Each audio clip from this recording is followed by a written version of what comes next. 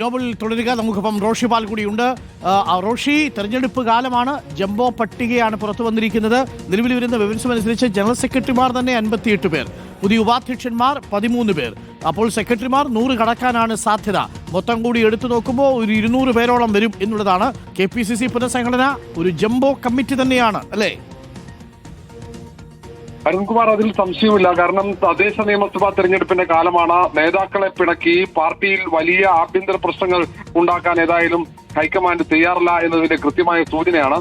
കാരണം നേരത്തെ മാസങ്ങളോളം നീണ്ട ചർച്ചകൾക്കൊടുവിലാണ് ഇങ്ങനെ ഒരു പട്ടിക തന്നെ പ്രഖ്യാപിക്കാൻ ഹൈക്കമാൻഡിന് കഴിഞ്ഞത്. പലവട്ടം ചർച്ചകൾ ഈ ഭിന്നതയിൽ അത് ഉടക്കി പിരിഞ്ഞതാണ്. പിന്നീട് ദീപാദാസ് മുൻഷി തന്നെ മുൻകൈ എടുത്തുകൊണ്ടാണ് ചർച്ച പൂർത്തിയാക്കി ഒടുവിൽ വൈസ് പ്രസിഡന്റുമാരെയും ഒപ്പം ജനറൽ സെക്രട്ടറിമാരെയും ട്രഷറേയും മാത്രം ഇപ്പോൾ പ്രഖ്യാപിക്കുന്നത്. ഇനിയും സെക്രട്ടറിമാരുടെ പട്ടിക അടക്കം അവിടെ സമർപ്പിച്ചതാണ്. അത് ഏറെ വൈകാതെ തന്നെ 1-2 ദിവസത്തിനകം ഒരുപക്ഷെ പ്രഖ്യാപിച്ചേക്കാം. പക്ഷേ DCC പുനഃസംഘടന അങ്ങനെ എളുപ്പത്തിൽ പൂർത്തിയാക്കാൻ കഴിയില്ല. ഇനി ഈ പട്ടികയിൽ ആരെങ്കിലും പ്രധാനപ്പെട്ടവർ വിട്ടുപോയിട്ടുണ്ടോ എന്നതാണ് അറിയേണ്ടത്. അങ്ങനെ വിട്ടുപോയതുണ്ടെങ്കിൽ ഒരുപക്ഷെ വീണ്ടും അതുമായി ബന്ധപ്പെട്ട തർക്കങ്ങൾ ഉടലെടുക്കാൻ സാധ്യതയുണ്ട്. കാരണം AI ഗ്രൂപ്പുകളും പ്രധാനപ്പെട്ട നേതാക്കളുമൊക്കെ പല നേതാക്കളെയും പട്ടികയിലേക്ക് ഉൾപ്പെടുത്താൻ നാമനിർദ്ദേശം ചെയ്തിട്ടുണ്ട്. അങ്ങനെയുള്ളവരെ ഉൾപ്പെടുത്തിയിട്ടുണ്ടോ എന്ന് ഇനി അല്പസമയത്തിനകം നമുക്ക് അറിയാൻ കഴിയും. നേതാക്കളുടെ പ്രതികരണം ഒരുപക്ഷെ നാളെയൊക്കെ വന്നേക്കാം. ഇതിൽ പൊളിറ്റിക്കൽ അഫയേഴ്സ് കമ്മിറ്റിയിലടക്കം കൂടുതൽ പേരെ ഉൾപ്പെടുത്തിയിട്ടുണ്ട്. സാധാരണ ഈ വലിയ KPCC വിളിച്ചു ചേർക്കാനുള്ള ബുദ്ധിമുട്ടൊക്കെ കാരണം കൊണ്ട് പൊളിറ്റിക്കൽ അഫയേഴ്സ് കമ്മിറ്റിയുടെ എണ്ണം കുറച്ചിരുന്നു. ഇപ്പോൾ പൊളിറ്റിക്കൽ അഫയേഴ്സ് കമ്മിറ്റിയും എണ്ണം വർദ്ധിക്കുന്ന ഒരു സാഹചര്യമാണ്. ജംബോ കമ്മിറ്റി വിളിച്ചു ചേർത്ത് കൃത്യമായ തീരുമാനമെടുക്കുക അത്ര എളുപ്പമാകില്ല.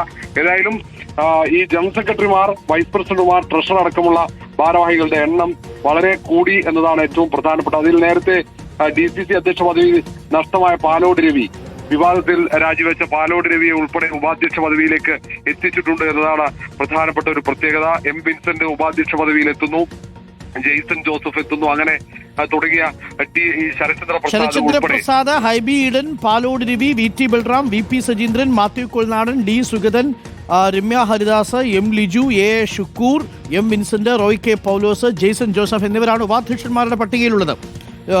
ജനറൽ സെക്രട്ടറിമാരുടെ പേര് വായിച്ചാൽ സമയം തീരാത്തതുകൊണ്ട് സമയം തികയാത്തതുകൊണ്ട് നമ്മളത് വായിക്കുന്നില്ല. പക്ഷേ വലിയ കമ്മിറ്റിയാണ്. അപ്പോൾ ഗ്രൂപ്പ് സമവാക്യങ്ങൾ പാലിച്ചുകൊണ്ടും തർക്കങ്ങളില്ലാതെ പരമാവധി ഒഴിവാക്കി പൊട്ടിത്തെറി ഒഴിവാക്കാനുള്ള ഒരു നീക്കമാണെന്ന് പറയേണ്ടി വരും, അല്ലേ?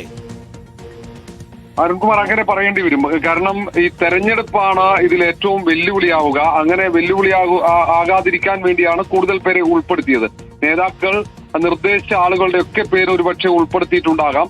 ഇനി ആരൊക്കെ ഒഴിവാക്കിയിട്ടുണ്ട് എന്നത് നേതാക്കൾ പരിശോധിച്ച് അതുമായി ബന്ധപ്പെട്ട അവരുടെ പ്രതികരണം ഉണ്ടാവുകയും ചെയ്യും. നേരത്തെ കമ്മിറ്റിയിലുണ്ടായിരുന്ന പലരെയും ഒഴിവാക്കിയിട്ടുണ്ട്, പുതുതായി പലരെയും കമ്മിറ്റിയിൽ ഉൾപ്പെടുത്തുകയും ചെയ്തിട്ടുണ്ട് എന്നത് തന്നെയാണ് പ്രത്യേകത. ഏതായാലും ഇതിലും സ്വാഭാവികമായും തർക്കങ്ങൾ ഉണ്ടാകാനുള്ള സാധ്യത വളരെ കൂടുതൽ തന്നെയാണ്.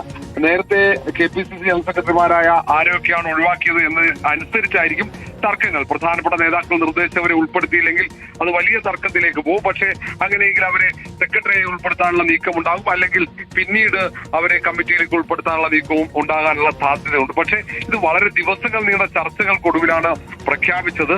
അതുകൊണ്ട് തന്നെ ഇനി ഒരു തർക്കത്തിലേക്ക് പോകാൻ സാധ്യതയില്ല. ഇനി 18-ന് ഈ വിശ്വാസ സംരക്ഷണ സംഗമത്തിന് ശേഷമായിരിക്കും ഒരുപക്ഷെ മറ്റ് വിഷയങ്ങളിലൊക്കെ പ്രതികരണങ്ങൾ ഉണ്ടാകാൻ സാധ്യത.